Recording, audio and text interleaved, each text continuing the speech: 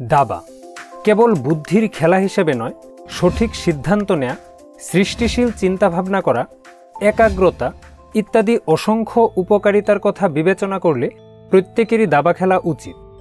আর এসব কারণেই খেলাটির জনপ্রিয়তা বিশ্বব্যাপী দিন দিন বেড়েই চলেছে। এমনকি অনেক দেশে বিদ্যালয়ে শিশুদের দাবা খেলা বাধ্যতামূলক করে দেওয়া হয়েছে। কিন্তু জটিল নিয়মের কারণে অনেকেই দাবা খেলতে পারে না। আর যারা পারে তাদের মধ্যেও সঠিক নিয়মে দাবা খেলতে পারে এমন লোকের সংখ্যা খুবই কম। এই পর্বে মাত্র 10 মিনিটে সঠিক নিয়মে দাবা খেলা শেখানো হবে। তাই দর্শকদের সম্পূর্ণ ভিডিওটি দেখার অনুরোধ করছি। দাবা খেলার জটিল নিয়মসমূহ সহজে আয়ত্ত করার জন্য দাবা খেলার নিয়মসমূহকে 4টি ধাপে ব্যাখ্যা করা হয়েছে। প্রথম ধাপে আমরা দাবা খেলার সরঞ্জাম অর্থাৎ দাবার বোর্ড, গুটি, খেলোয়াড়ের সংখ্যা ইত্যাদি বিষয়সমূহ জানব। দ্বিতীয় ধাপে গুটি চালার সাধারণ নিয়মসমূহ অর্থাৎ কিভাবে রাজা চালতে হয়, কিভাবে রানী চালতে হয় অথবা কিভাবে বোরে চালতে হয় এসব শিখব। তৃতীয় ধাপে বিশেষ প্রকার চালসমূহ অর্থাৎ চেক, ক্যাসলিং, এন%, বোরের উত্তরণ এসব জানব। এবং চতুর্থ ধাপে দাবা খেলার ফলাফল অর্থাৎ কিভাবে জয় পরাজয় ও ড্র নির্ধারিত হয় তা জানব। সবশেষে নতুন খেলোয়াড়দের প্র্যাকটিস করার সুবিধার্থে কিছু ফ্রি সাইটের বর্ণনা দেওয়া হবে। তবে চলুন শুরু করা যাক। দাবা খেলার সরঞ্জাম। মুখোমুখি বসা 2 খেলোয়াড়ের মাঝখানে বোর্ড স্থাপন করে গুটি সঞ্চালনের মাধ্যমে দাবা খেলা হয়। দাবার বোর্ড। এই হচ্ছে দাবার বোর্ড। এতে 64টি ঘর আছে। দাবার গুটি। দাবা খেলার শুরুতে 32টি গুটি ব্যবহার করা হয়। 16টি সাদা এবং 16টি কালো। এক খেলোয়াড় সাদা গুটি এবং অপরজন কালো গুটি সঞ্চালন করে।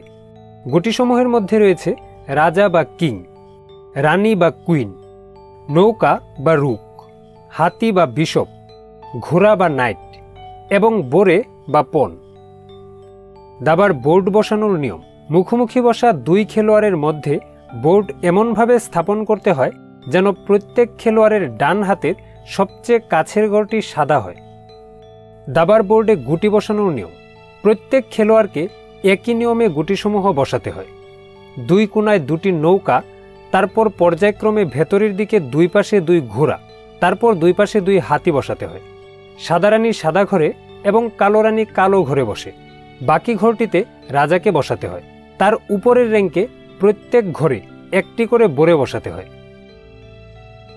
গুটি চালার নিয়ম।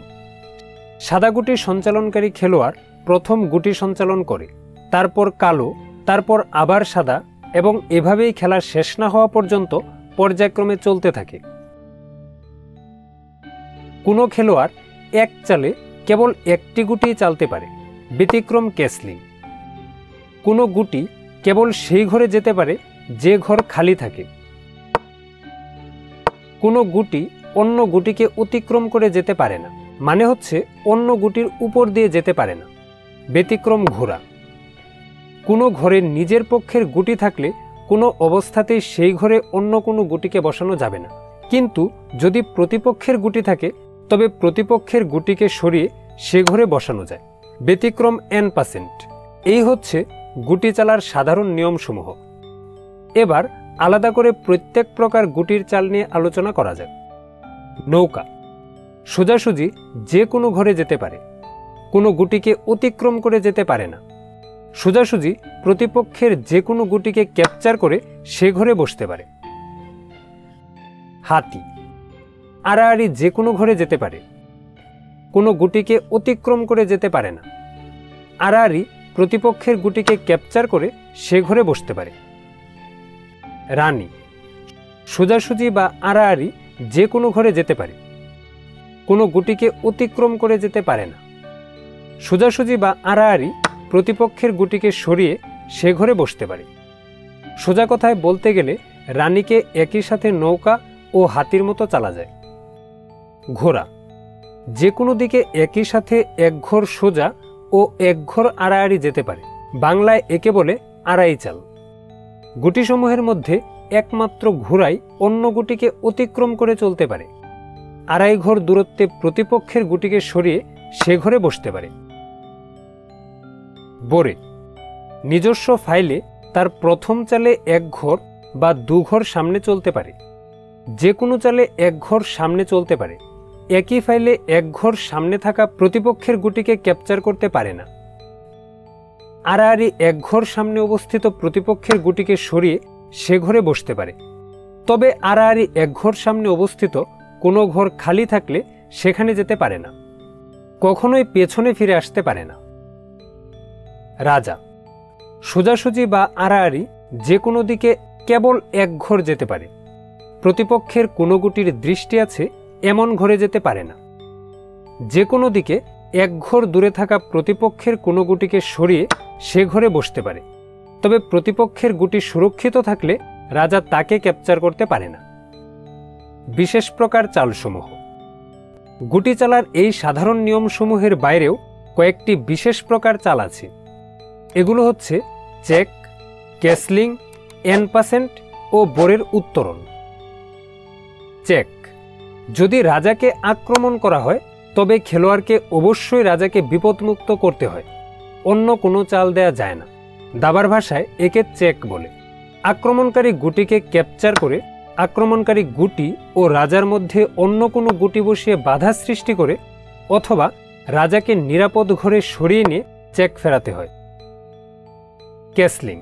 ক্যাসলিং করার কিছু শর্ত আছে, যেমন রাজা ও নৌকার মধ্যে অন্য কোনো গুটি থাকতে পারবে না, রাজা ও নৌকা পূর্বে স্থান পরিবর্তন করতে পারবে না, চেক অবস্থায় এবং রাজা যে ঘরের উপর দিয়ে যায় বা যে ঘরে বসে সে ঘরে প্রতিপক্ষের কোনো গুটির দৃষ্টি থাকলে ক্যাসলিং করা যাবে না। এসব শর্ত মেনে রাজাকে নৌকার দিকে 2 ঘর এবং একই সাথে নৌকাকে রাজা যে ঘর অতিক্রম করে সে ঘরে বসানোকে ক্যাসলিং বলে। বোরের উত্তরণ। বোরে ফাইনাল র্যাঙ্কে পৌঁছে গেলে খেলোয়াড় বোরের স্থলে রাজা ব্যতীত অন্য যে কোনো পাওয়ারকে বসাতে পারে, যাকে বোরের উত্তরণ বলা হয়। এনপাসেন্ট। যখন কোনো বোরে তার প্রথম চালে 2 ঘর যায় এবং সেই ঘরের পাশের ফাইলে একই র্যাঙ্কে প্রতিপক্ষের বোরে থাকে, তখন প্রতিপক্ষ কেবলমাত্র সেই চালে বোরেটি ক্যাপচার করতে পারে। এক্ষেত্রে বোরেটি যে ঘর অতিক্রম করে যায় খেলোয়াড়কে নিজের বোরেকে সেই ঘরে বসাতে হয়। এটি এনপাসেন্ট। দাবা খেলার ফলাফল।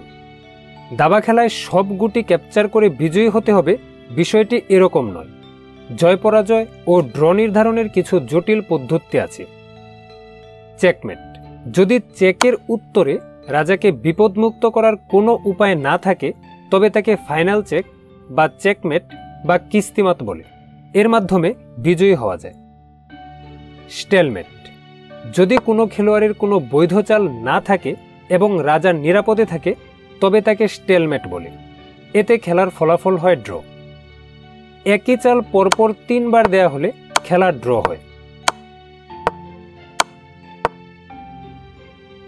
যদি অবস্থা এমন হয় যে কোনো খেলোয়াড়ের রাজা ছাড়া অন্য কোনো গুটি নেই বা থাকলেও সে গুটি চালতে পারছে না, তবে 50 চালের মধ্যে চেকমেট দিতে না পারলে খেলা ড্র হয়।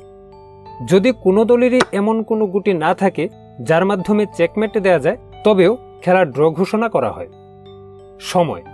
সময় নির্ধারণ করে খেললে যে খেলোয়াড়ের সময় শেষ হয়ে যায় সে পরাজিত হয়, তবে তার চেকমেট দেওয়ার মতো কোনো গুটি না থাকলে খেলা ড্র হয়। উল্লেখ্য, খেলার ফলাফল স্পষ্ট হলে উভয় খেলোয়াড়ের সম্মতিক্রমেও ফলাফল নির্ধারিত হতে পারে। যা হোক, এই ছিল সংক্ষেপে দাবা খেলার নিয়ম। আশা করি অধ্যয়নকারী সম্পূর্ণ সঠিক নিয়মে দাবা খেলা শিখতে পেরেছেন।